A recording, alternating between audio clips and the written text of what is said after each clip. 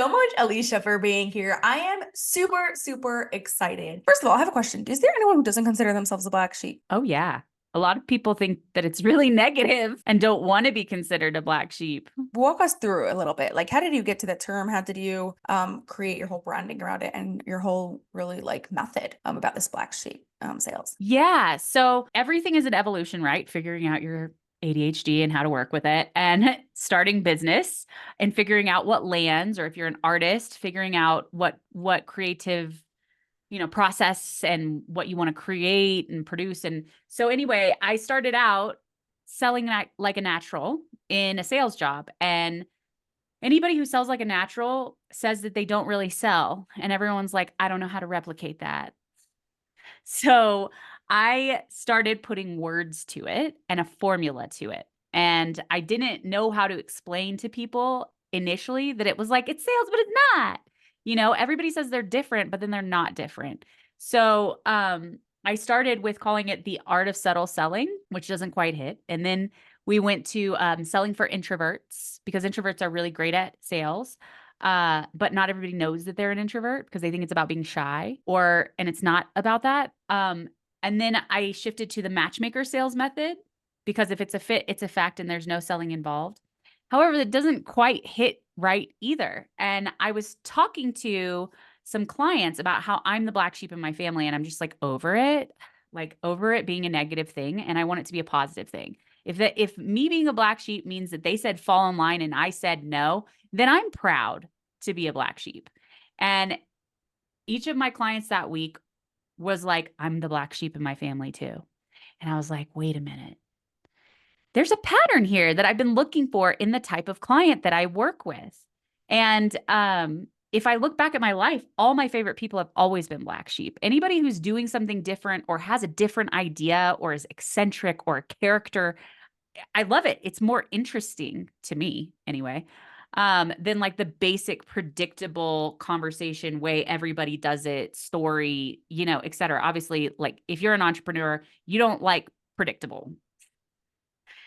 You can't do You're that an at the same. ADHD entrepreneur. You like doubly don't like predictable. You're gonna find a way to turn predictability on its head. Probably, yeah.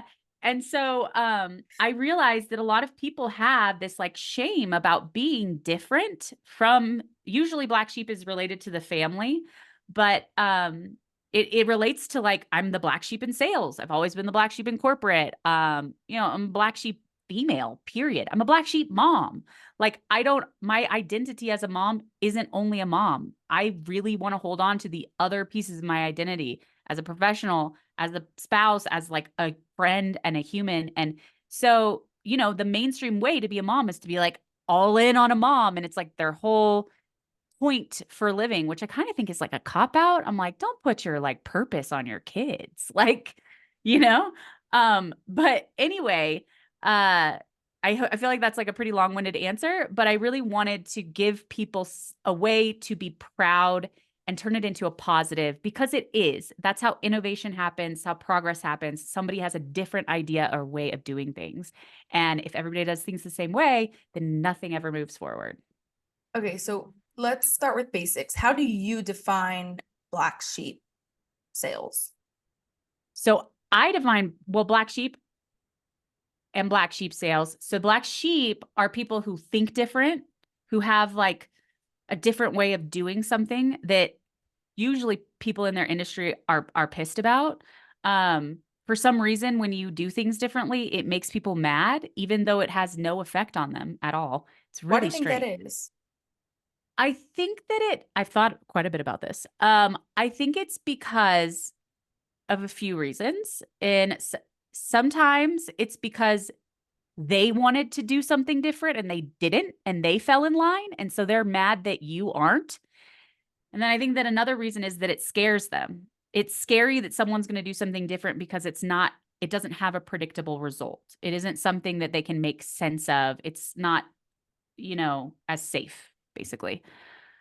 So I think both of those, and people just naturally have an aversion to anything that's different. I mean, if you look at sociology, it's always like people who are the same, clump together. So if someone's different, they're like, you're weird. I want to ostracize you.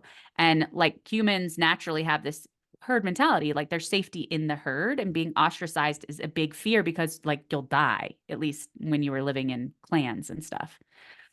But we're not living in clans anymore.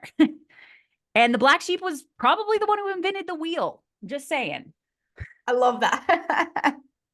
Like when all the cavemen were like, how do we get somewhere faster? Somebody was like, wait, look at this rock. It's circular. What if it rolls? And we put something on top of it. And so anyway, black sheep So I'm going to sail. interrupt you for a second. So Okay. ADHD, a lot of people with ADHD, especially if they were diagnosed later in their lives, they always like they felt they didn't fit in and most definitely felt like black sheep, right? But I always like to say that the 1% people of the world, right, like the Elon Musks of this world, are all of ADHD. Every single one of them, Richard Branson, like all of them. And they're the ones that like actually do things. So like I said, Yeah. invented the wheel, started back then, and it goes on until 2024 and beyond. Um, but back to what you're Totally. saying about black sheep sales. How do you define that? Yeah. So black sheep sales specifically. And I love that because, like, think about Albert Einstein, total weirdo, Yep. changed Also everything. ADHD. Yep. Yeah. Look at Jesus. I mean, man, what a black sheep. Literally crucified for it.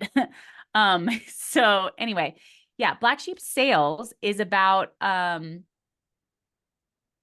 fitting instead of selling. So mainstream sales is everybody's a yes, no matter what. Like that's the only goal of the conversation is to get somebody to say yes.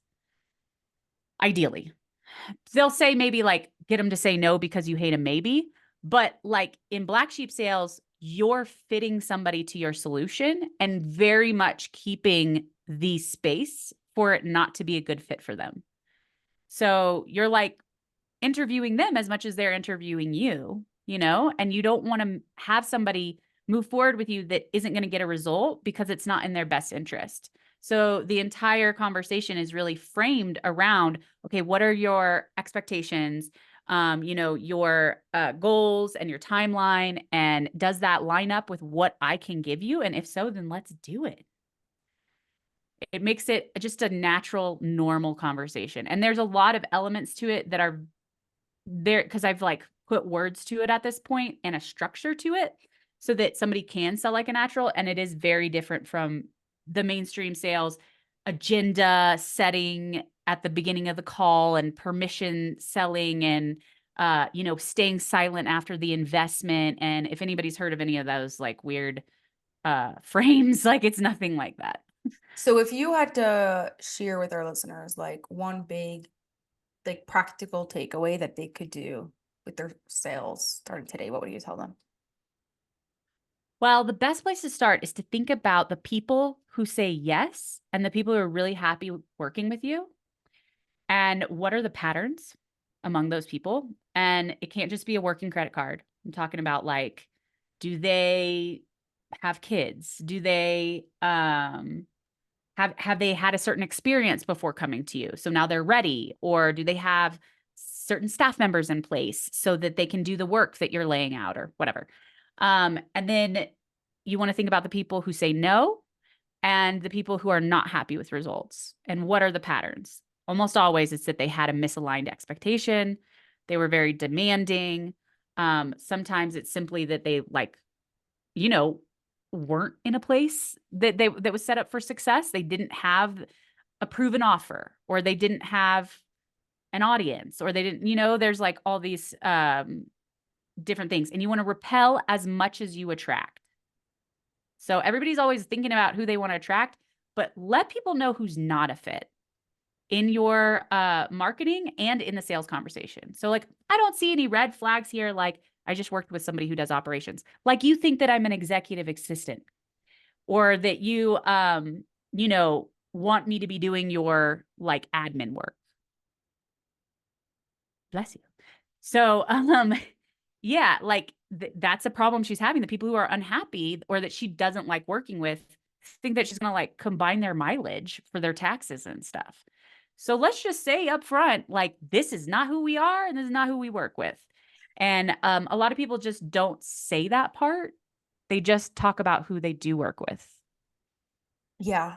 And I think, yeah, obviously it will automatically filter out the people who don't fit, but I think that the people who are fit, all of a sudden it's like a magnet. Like it repels people away, but also pulls those people in stronger.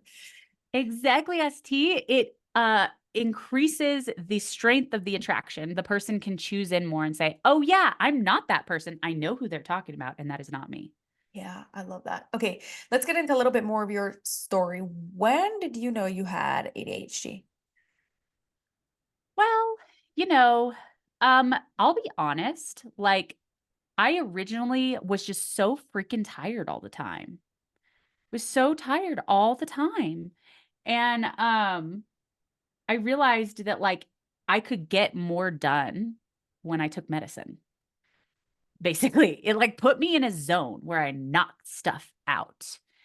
And that's when I first like was like I don't know if I have ADHD, but I know that this makes me perform at a higher level, so I want this. um and I did, because they don't really have like an official test for ADHD. Like they kind of have like symptoms or something, but it's like who really knows?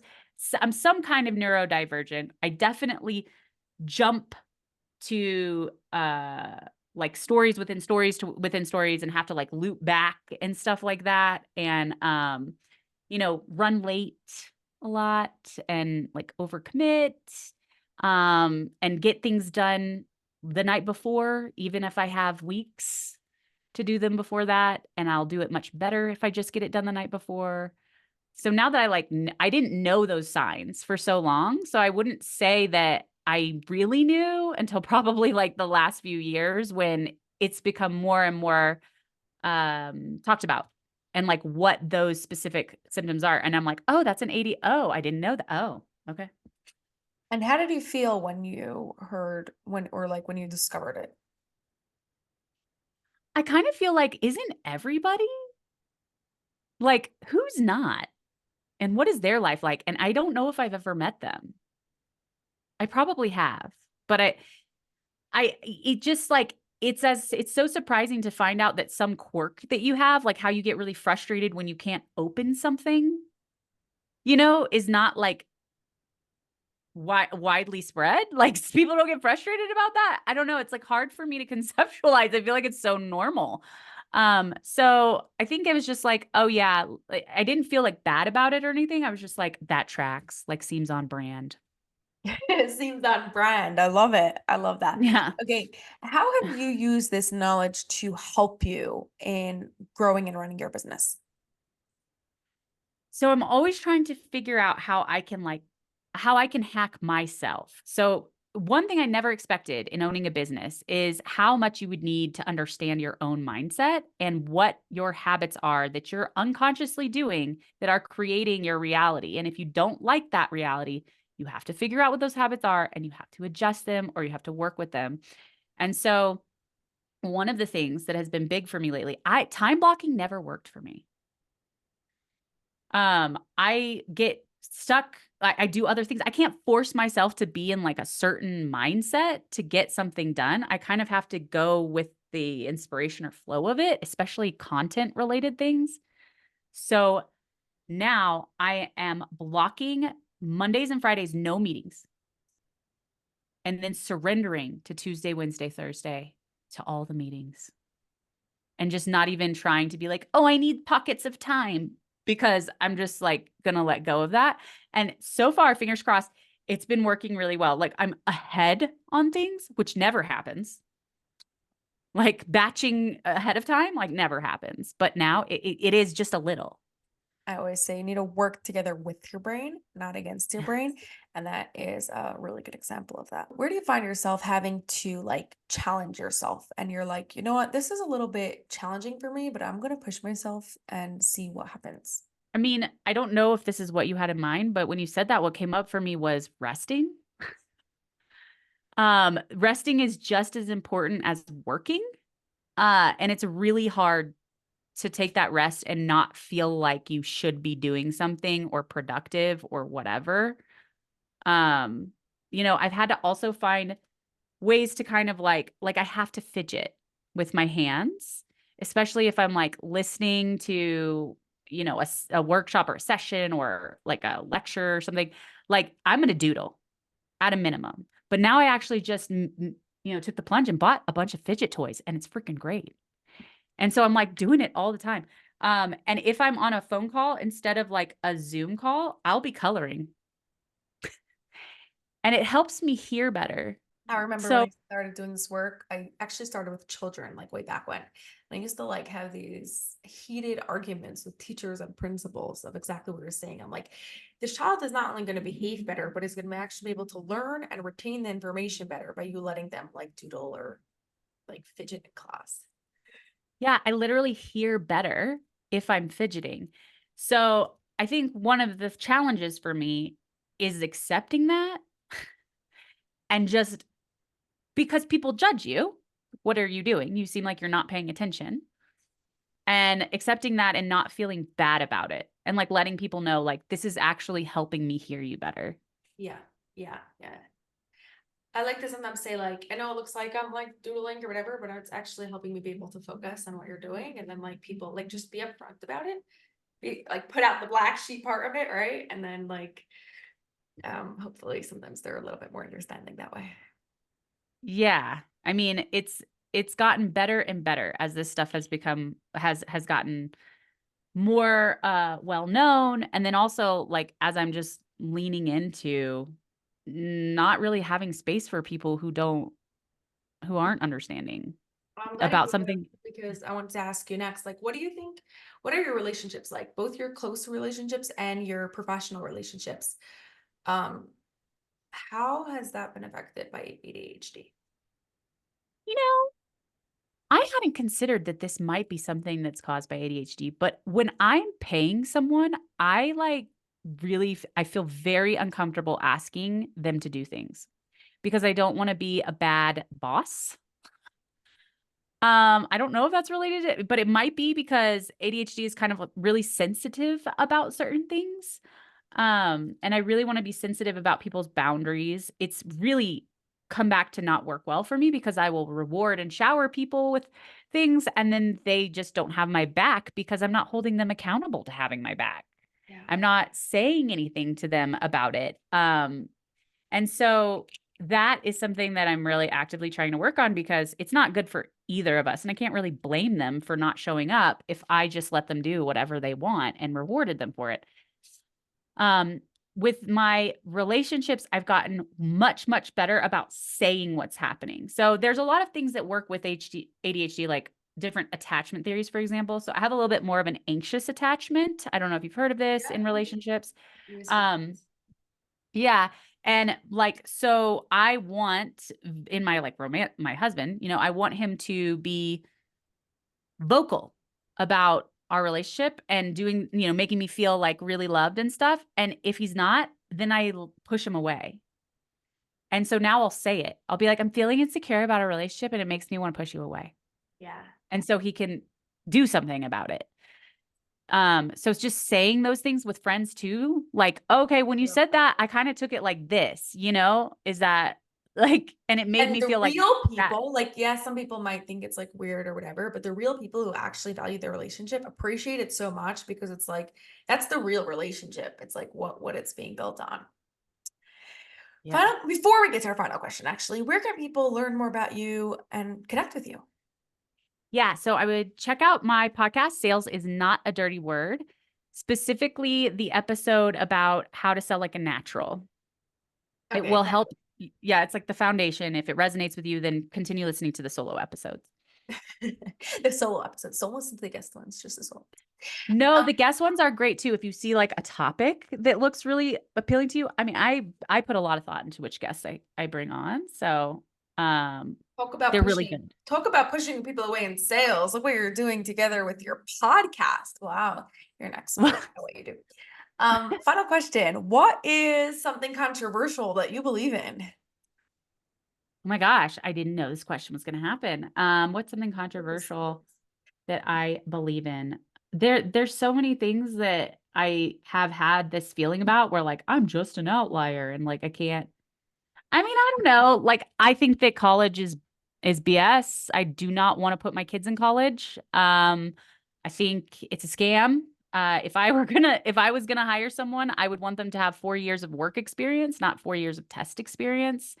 And of course, like if it's doctor or a lawyer, or like I think those are the only two Only really, or engineering, two. engineering. Uh, but even engineering could be learned really well on the job too, right? And like accounting could probably be learned better on the job. Yeah. So it's just become so cripplingly expensive that if you look at anything in a typical way that you would look at business investments, like the investment does not make sense. The ROI does not make sense. And that is apparently very controversial. And everybody's like, how am I going to pay $200,000 for my kids to go to college? I'm like, why do they need it? I don't know. I'm in agreement with you on that. Very, very much so. I could go into a big rant, but I'm gonna save everyone. So yeah, all the good stuff. Thank you so much, Alicia. This was really fun. I appreciate you coming on here, sharing your values, sharing your stories, and just being really open with us today. Of course. Thank you so much for having me, ST. I love what you're doing. And I hope everyone listening knows that it's not a negative, it's a strength as soon as you learn how to leverage it. Oh yeah, a superpower. Yeah.